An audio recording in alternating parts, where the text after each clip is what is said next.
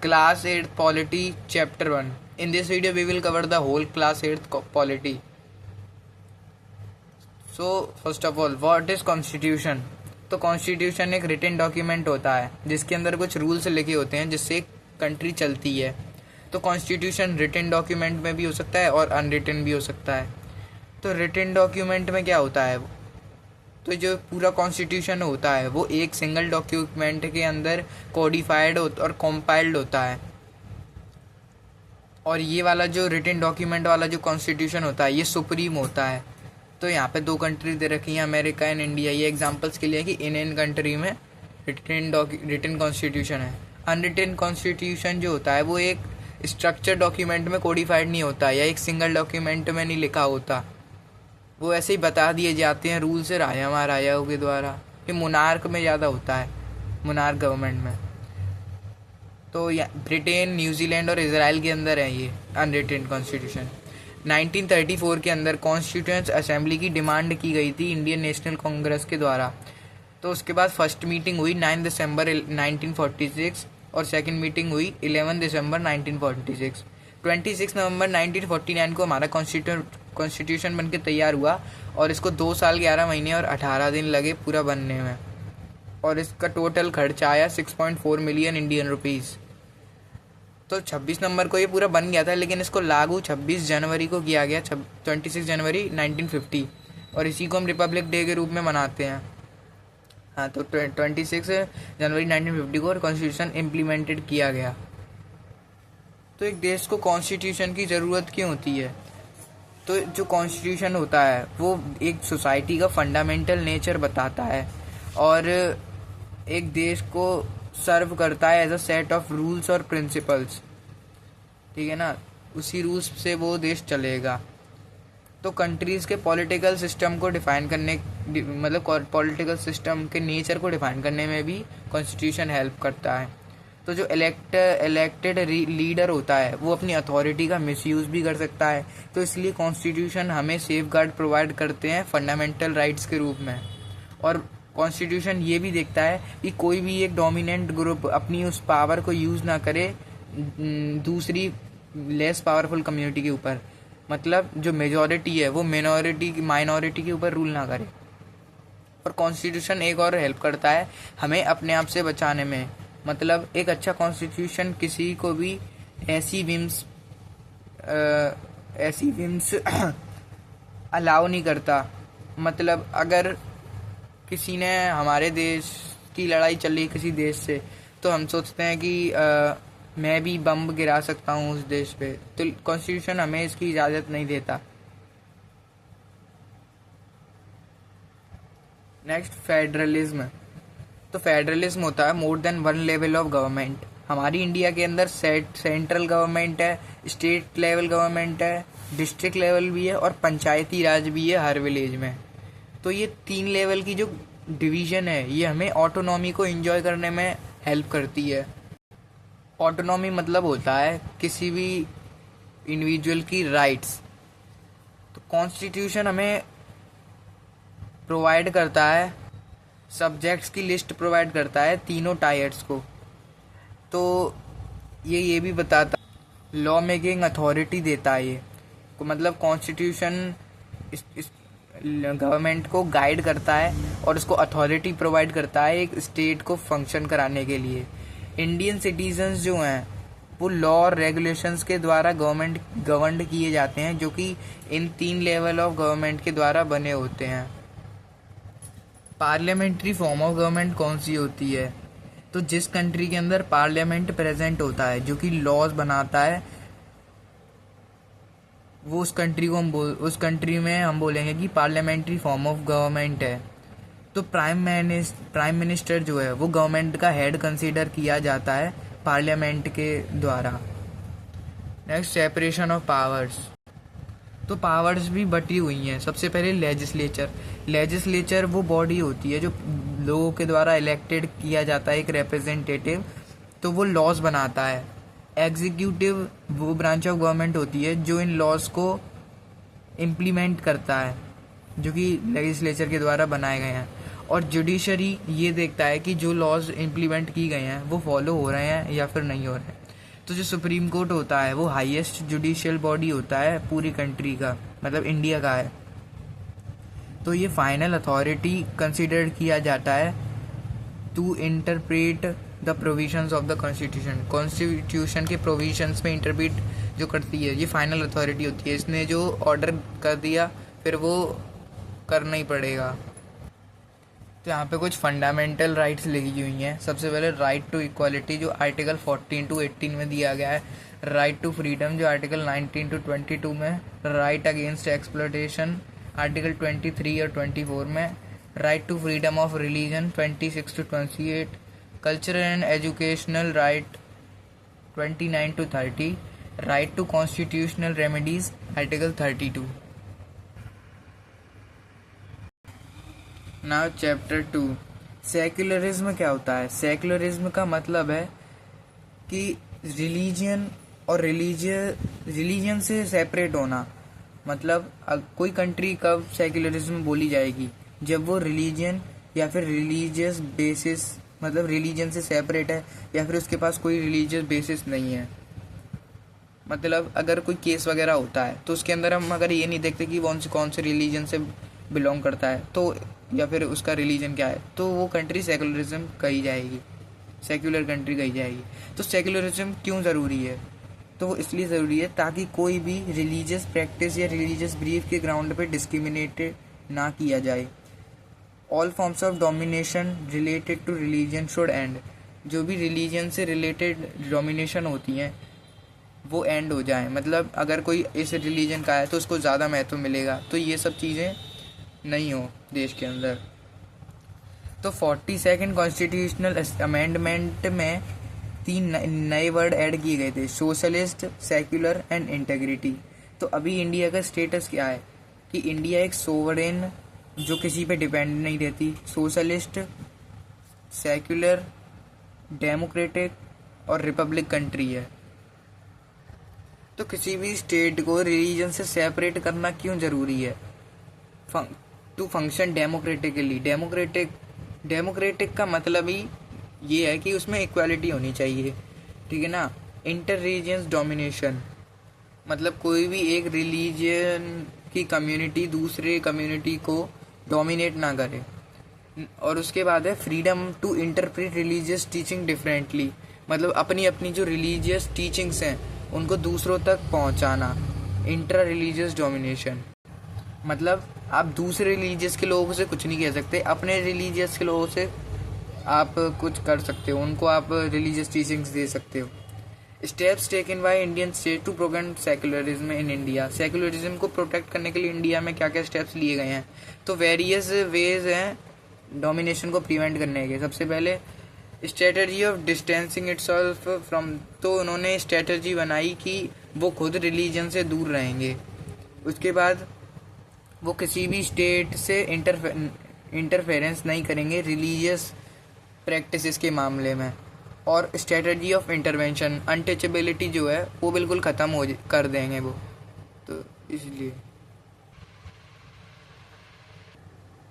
Now chapter 3, democracy भी के कुछ टाइप होते हैं, कोई डायरेक्ट होती है कोई इनडायरेक्ट।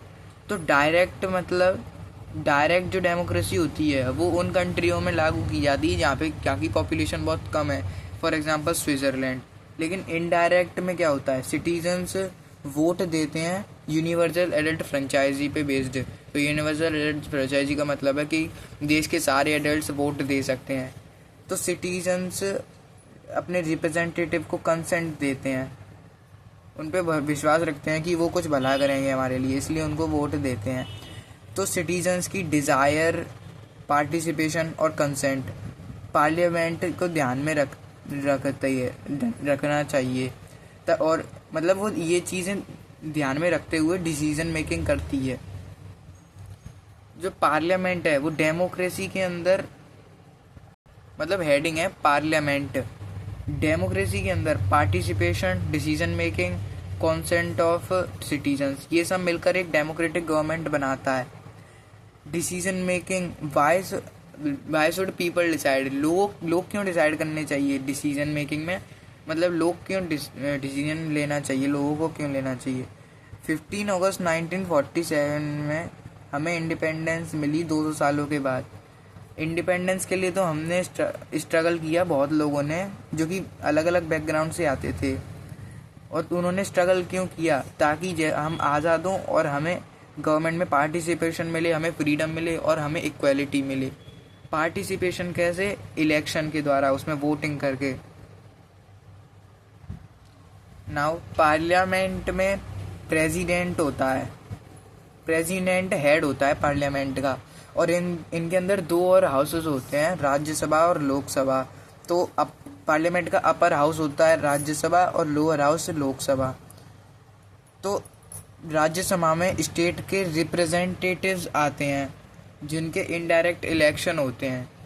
तो राज्यसभा को 1954 से पहले द काउंसिल ऑफ स्टेट बोला जाता था और लोकसभा को हाउस ऑफ द पीपल बोला जाता था। तो पार्लियामेंट का वर्क क्या है? गवर्नमेंट इलेक्ट करना, उनको कंट्रोल करना और उनको इन्फॉर्म करना कुछ चीज़ें, और लॉ बनाना, ये सब पार्लियामेंट का काम है। तो पार्लियामेंट के अंदर कौन कौन लोग प्रेजेंट होते हैं? तो आजकल तो आज के समय में पार्लियामेंट के अंदर ज़्यादा से ज़्यादा लोग आते हैं जो कि अलग अलग बैकग्राउंड से आते हैं। पॉलिटिकल पार्टिसिपेशन के लिए दलित्स और बैकवर्ड क्लासेस से इंक्रीज़ हो गया है। कुछ सीट्स रिजर्व्ड हो गई हैं पार्लियामेंट के अंदर जो कि एससी और एसटीज़ के लिए हैं। सिमिलरली वुमेन के लिए भी सीट्स रिजर्वेशन हो चुका है पार्लियामेंट के अंदर। Now chapter 4।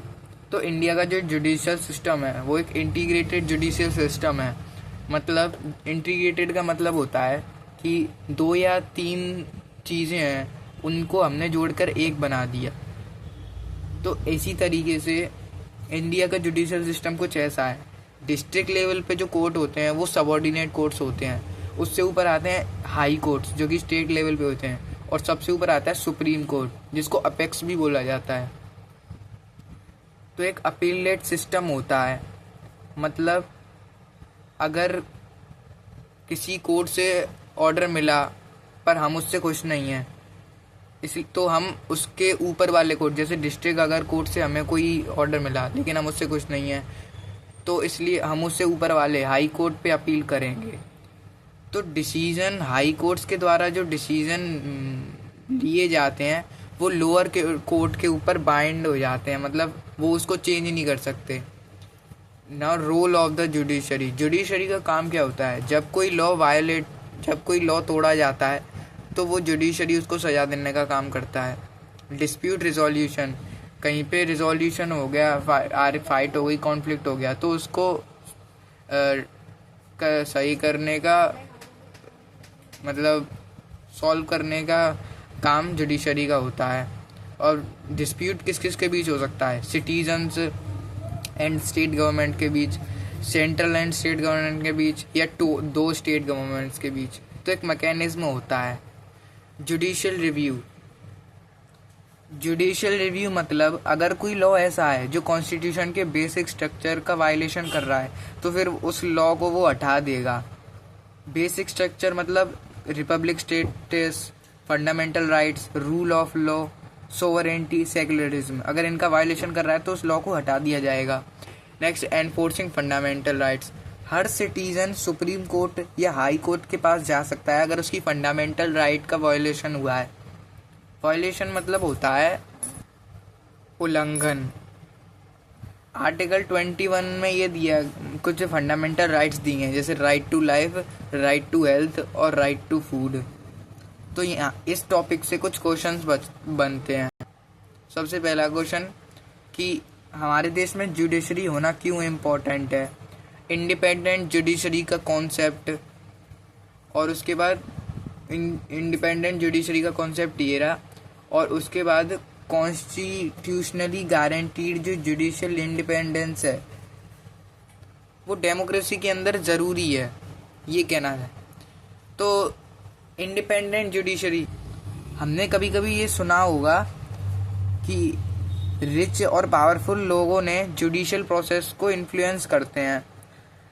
जो इंडियन कॉन्स्टिट्यूशन है वो इसके अगेंस्ट उसको जुडिशियल बॉडी को प्रोटेक्ट करता है इस सिचुएशन के अंदर बाय प्रोवाइडिंग जुडिशरी को इंडिपेंडेंस प्रोवाइड करके। मतलब जो जुडिशरी होती है वो इंडिपेंडेंट होती है, वो किसी के दबाव में नहीं रहती ना। Public interest litigation PIL, litigation field in a court of law.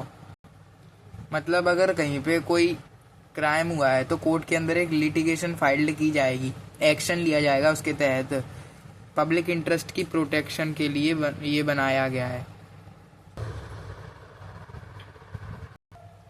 Now chapter 5। तो इस चैप्टर में बताया है कि हमारी जो सोसाइटी है वो एक पेज की तरह है। तो पेज के जो इस साइड है, पेज में जैसे एक मार्जिन खिंची रहती है, ये रही। तो जो मार्जिन के इस साइड जो है, यहाँ पे पावरफुल कम्युनिटी रहती है जिनके पास अच्छी एजुकेशन है, हेल्थ है, वेल्थ है, पॉलिटिकल सपोर्ट है और सोशली पावरफुल हैं। लेकिन मार्जिन में वो लोग रहते हैं जो अलग हैं, जो सेंटर में नहीं रहना चाहते, उनको बोलते हैं आदिवासी। इनको इस जगह समाज में जगह नहीं मिली तो इसलिए ये मजबूर हो गए इस साइड को घेरने के लिए, मतलब मार्जिन को। तो सोसाइटी में, हमारी सोसाइटी में भी मार्जिनलाइजेशन होता है। किस किस के साथ? विमेन, SC ST और मुस्लिम के साथ। इसका रीज़न क्या है? वो अलग लैंग्वेज बोलते हैं, अलग कस्टम्स को फॉलो करते हैं, अलग रिलीजियस ग्रुप से बिलोंग करते हैं जो कि मेजर कम्युनिटी से अलग होती है, और वो पुअर होते हैं। इसलिए उनको उनका जो सोशल स्टेटस है वो लो क्लास कंसिडर किया जाता है, और उनके पास रिसोर्सेज और अपॉर्चुनिटी की एक्सेस नहीं होती इतनी ज़्यादा। आदिवासी कौन होते हैं? तो इसका लिटरल मीनिंग होता है ओरिजिनल इनहैबिटेंट्स। मतलब जो ओरिजिनल हमारी प्लेस है जहाँ पे हम नॉर्मल लोग रहते हैं उससे अलग हैं। तो इंडिया की 8% के अराउंड पॉपुलेशन आदिवासीज़ में आती है, और जो आदिवासीज़ हैं वो एक होमोजीनियस पॉपुलेशन नहीं है। तो इसका मतलब ये है कि उनमें ऊंच नीच नहीं होती, सबको एक समान मानते हैं। तो इंडिया के अंदर 500 से ज़्यादा अलग अलग आदिवासीज़ के ग्रुप हैं। उनकी सोसाइटी बहुत अलग होती है क्योंकि उनके बीच हायरार्की नहीं होती। हायरार्की मतलब ऊंच नीच नहीं होती। ओडिशा के अंदर 60 से ज़्यादा अलग अलग डिफरेंट ट्राइबल ग्रुप्स हैं जिनकी अपनी एक अलग लैंग्वेज होती है। Next, Adivasi and development. तो यहाँ पे 3 पॉइंट्स आते हैं। सबसे पहले आदिवासी को डिस्प्लेस्ड करने का रीज़न क्या था? सबसे पहले वो जिस जगह पे रह रहे थे उस जगह पे बड़े बड़े इंडस्ट्रियल प्रोजेक्ट्स करने थे, गवर्नमेंट को माइनिंग प्रोजेक्ट्स करने थे, और वहाँ पे नेशनल पार्क भी बनाने थे। इसलिए तो जो गवर्नमेंट है वो फॉरेस्ट को मेटल्स के लिए और copper, gold, silver, animal product, medicine and herbs के लिए यूज़ कर सकती थी। 19th सेंचुरी के अंदर उनको ये इसकी डीप नॉलेज मिल गई इन चीज़ों की, आदिवासीज़ को, कि इन चीज़ों के लिए फॉरेस्ट यूज़ हो सकता है। आज तो इन्हें मार्जिनलाइज्ड कर दिया गया है, लेकिन प्री कॉलोनियल पीरियड के अंदर इन्हें इनकी जगह से ही हटा दिया गया था और इनकी जगह पे एग्रीकल्चर करना बैन कर दिया जहाँ पे ये रह रहे थे। तो हम पिछले 200 सालों में जो डेवलपमेंट हुआ है उससे आदिवासी की कंडीशन बहुत ख़राब हो गई है, ठीक है ना। तीसरा पॉइंट ये है कि इकोनॉमिक चेंज आया है फॉरेस्ट पॉलिसीज़ और पॉलिटिक्स की वजह से। आदिवासीज़ ने माइग्रेशन किया है फॉरेस्ट में। तो जब उन्होंने उनकी जगह पर से, मतलब जो लोगों ने, गवर्नमेंट ने आदिवासी की जगह घेर ली और उनको वहाँ से हटा दिया, लेकिन जब वो वहाँ वापस गए तो उनको बोला कि ये एनक्रोचर्स हैं, मतलब ये बाहर के लोग हैं, ठीक है। तो अपने रोज़गार के लिए उन्होंने शहरों में रहना चालू कर दिया और काम करना चालू कर दिया जैसे सर्वेंट्स, और उनको बहुत लो वेजेस मिलते थे। ना माइनॉरिटीज़ एंड मार्जिनलाइजेशन। तो माइनॉरिटीज़ मतलब जो नंबर में कम हो। तो कॉन्स्टिट्यूशन के अंदर आर्टिकल 30 है जिसमें ये लिखा है कि माइनॉरिटी बेस्ड ऑन रिलीजन और लैंग्वेज शैल है फंडामेंटल राइट्स। जो लोगों, माइनॉरिटी जो होती है जो कि रिलीजन या लैंग्वेज के पे बेस्ड होती है, उनके पास फंडामेंटल राइट्स होनी चाहिए। मेजॉरिटी जो पॉलिसीज़ बनाती है, जो कि कल्चर और सोसाइटी और गवर्नमेंट पे प्रभाव डालती है, वो ऐसी पॉलिसीज़ नहीं बनानी चाहिए जिससे माइनॉरिटी डिस्क्रिमिनेशन और डिसएडवांटेज फेस करें। कॉन्स्टिट्यूशन हमें सेफ गार्ड प्रोवाइड करती है फंडामेंटल राइट्स के रूप में, और कॉन्स्टिट्यूशन ने ये कमिटेड कर रखा है कि वो हमें प्रोटेक्ट करेगी और हमारे इंडिया के कल्चर को, डाइवर्सिटी को प्रोटेक्ट करेगी और इक्वालिटी और जस्टिस को प्रमोट करेगी। नाउ चैप्टर 6 कन्फ्रंटिंग मार्जिनलाइजेशन, मतलब मार्जिनलाइजेशन के बारे में सोचना। इन्वोकिंग फंडामेंटल राइट्स, मतलब फंडामेंटल राइट्स का यूज़ या फिर मतलब इनके बारे में बात कर रहे हैं, फंडामेंटल राइट्स के बारे में। तो फंडामेंटल राइट्स क्या है? तो वो प्रिंसिपल हैं जो हमारी सोसाइटी और पॉलिटिक्स को डेमोक्रेटिक बनाती है। तो मार्जिनलाइज्ड जो होते हैं उनके पास दो तरीके होते हैं अपनी इस मार्जिनलाइजेशन से बाहर निकलने के।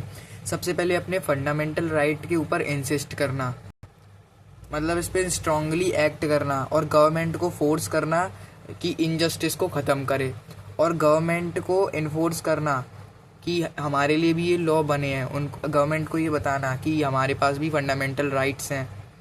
माइनॉरिटीज़ के लिए आर्टिकल 29 एंड 30 है, जिसमें right to freedom of religion and culture and educational rights दिए गए हैं। आर्टिकल 15 जो है वो discrimination against religion, race, caste, sex, place of birth के ऊपर है। और आर्टिकल 17 अनटचेबिलिटी को बैन कर दिया गया है, ये लिखा है आर्टिकल 17 के अंदर। और अनटचेबिलिटी जो है वो एक पनिशेबल ऑफेंस है। लॉज फॉर द मार्जिनलाइज्ड, तो हमारे देश में मार्जिनलाइज्ड लोगों के लिए कुछ स्पेसिफिक लॉज एंड पॉलिसीज हैं जो कि सोशल जस्टिस को प्रमोट करती हैं। स्टेट एंड सेंट्रल गवर्नमेंट जो है वो दलित और आदिवासी कम्युनिटीज़ के स्टूडेंट्स को फ्री या फिर सस्ते होटल्स प्रोवाइड करते हैं ताकि उनको एजुकेशन फैसिलिटीज़ अच्छी मिल सकें। गवर्नमेंट लॉज भी ऑपरेट करती है, वो लॉज के थ्रू ये भी देखती है, मतलब अच्छे स्टेप्स लेती है इनइक्वालिटी को कम करने के लिए सिस्टम के अंदर।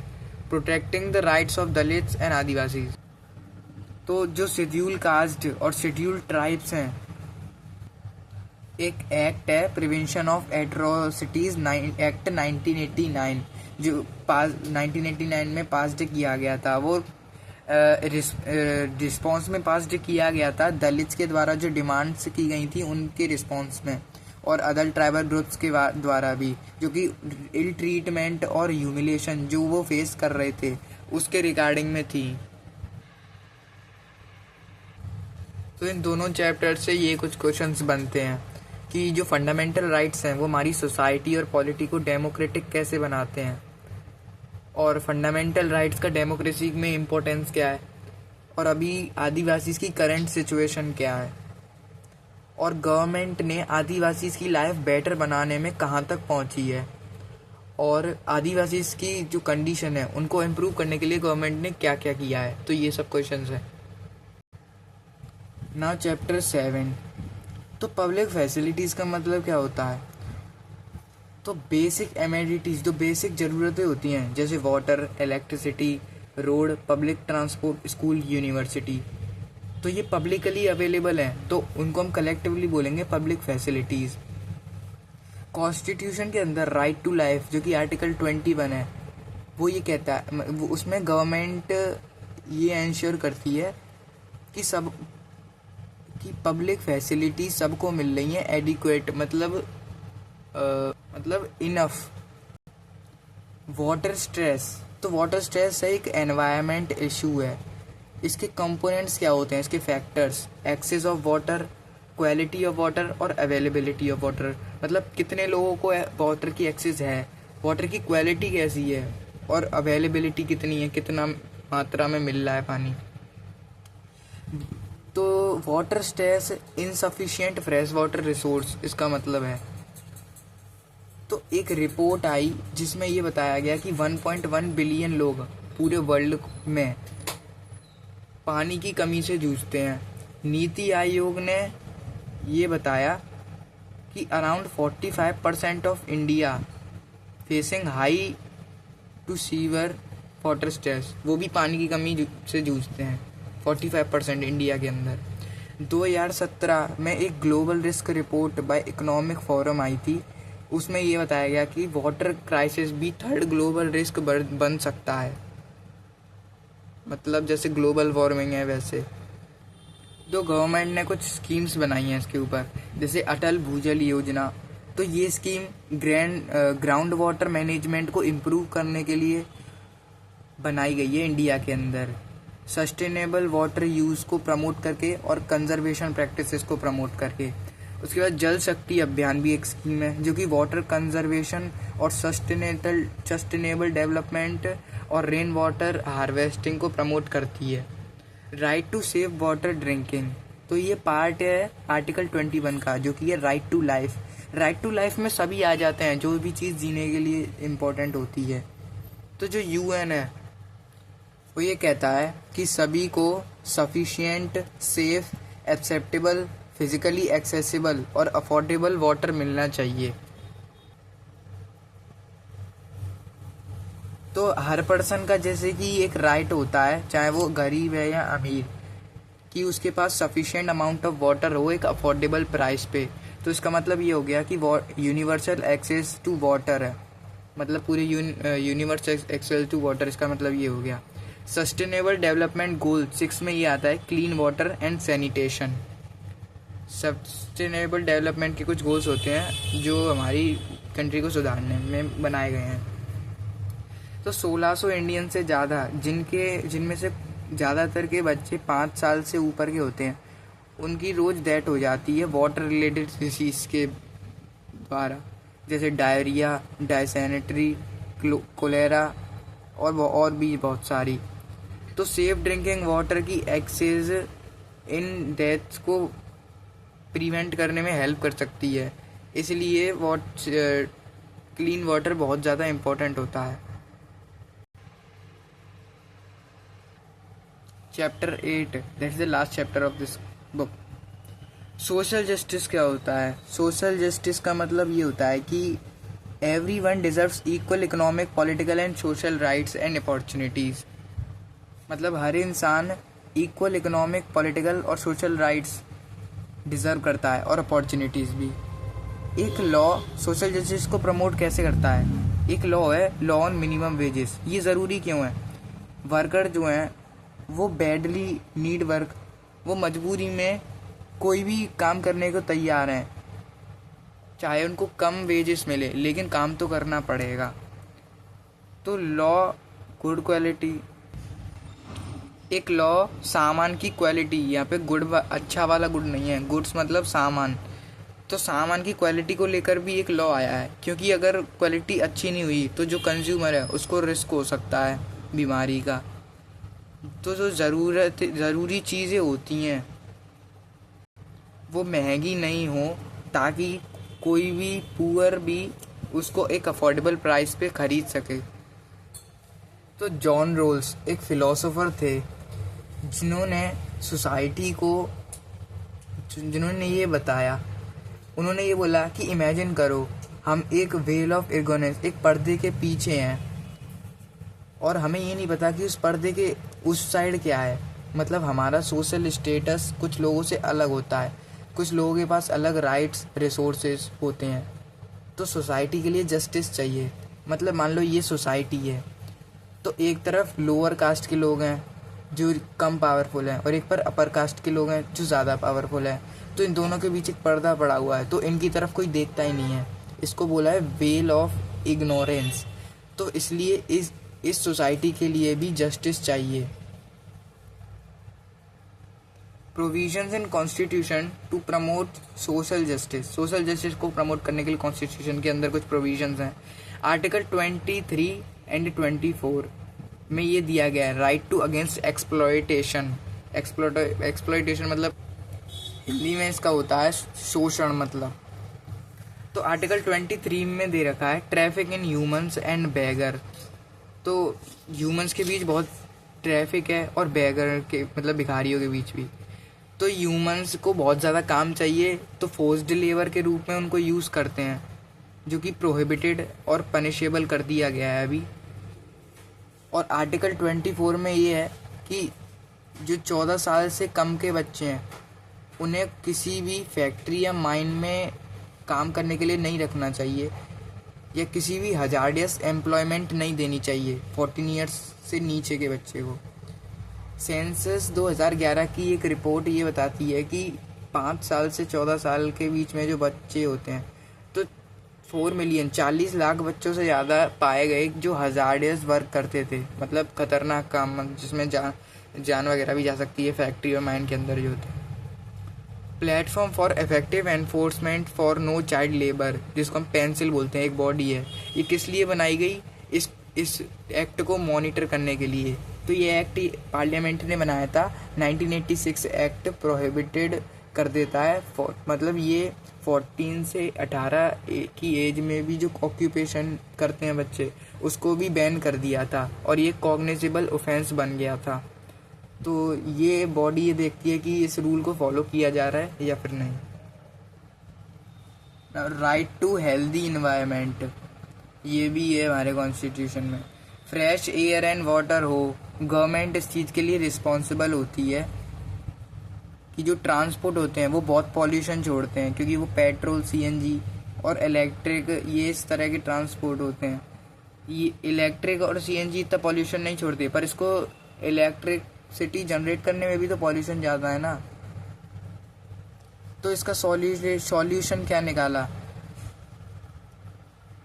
मतलब ये चीज़ें, राइट टू हेल्दी इन्वायरमेंट है, ये पार्ट ऑफ आर्टिकल 21 है, राइट टू लाइफ। तो राइट टू लाइफ आर्टिकल 21 बहुत बड़ा है। तो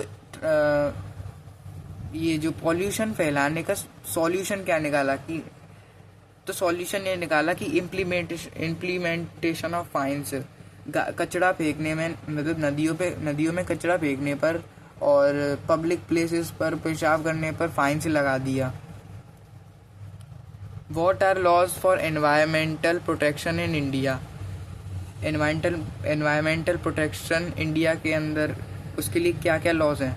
तो the forest conservation act 1980, the environment protection act 1986, the wild life protection act 1972, air prevention and control of pollution act 1981, air and the Indian forest act 1927, water prevention and control of pollution act 1974। तो जो article 21 है, right to life, वो बहुत बड़ा है। तो उसका एक बार वायलेशन हुआ था 1984 के अंदर, भोपाल गैस ट्रेजेडी एक हुआ था, जिसके अंदर मिथाइल आइसोसाइनाइट नाम की गैस पूरे शहर में फैल गई थी। तो पूरा इंसिडेंट यहाँ पे लिखा हुआ है। तो एक बहुत बड़ा इंडस्ट्रियल डिजास्टर था, एक गैस लीक कर गई थी यूनियन कार्बाइड पेस्टिसाइड प्लांट की। तो उससे क्या हुआ, बहुत ही बड़ा मिथिल आइसोनाइसाइड गैस रिलीज हो गई और हजारों लोगों की डेथ हुई। बहुत सारे लोगों ने सफ़र किया, लॉन्ग टर्म तक हेल्थ इफेक्ट्स हुए। लीगल बैटल एंस्यूड, मतलब उन्होंने फाइट भी की उसके लिए। कॉर्पोरेट रिस्पॉन्सिबिलिटी, गवर्नमेंट को इसका रिस्पॉन्सिबल बताया इसके लिए, क्योंकि उस जो ये फैक्ट्री थी इसके अंदर सेफ्टी मेजर्स नहीं बरक रहे, मतलब फॉलो नहीं किए जा रहे थे, इसलिए। तो ये ट्रेजेडी जो थी ये बहुत खतरनाक थी, इसलिए अब इसके अंदर सेफ्टी रेगुलेशंस फॉलो किए जाएं हर फैक्ट्री में ग्लोबली, ये गवर्नमेंट देख रही है। तो ये जो था, ये क्या बोलते हैं, डिज़ास्टर, ये वॉयलेशन ऑफ आर्टिकल 21 है। मतलब सब लोगों को राइट टू लाइफ है, लेकिन इस डिज़ास्टर ने ये ख़त्म कर दिया, क्योंकि लोगों की बिना आवाज़ जान गई थी, उनकी कोई गलती थोड़ी थी। So we have completed all over class 8th polity.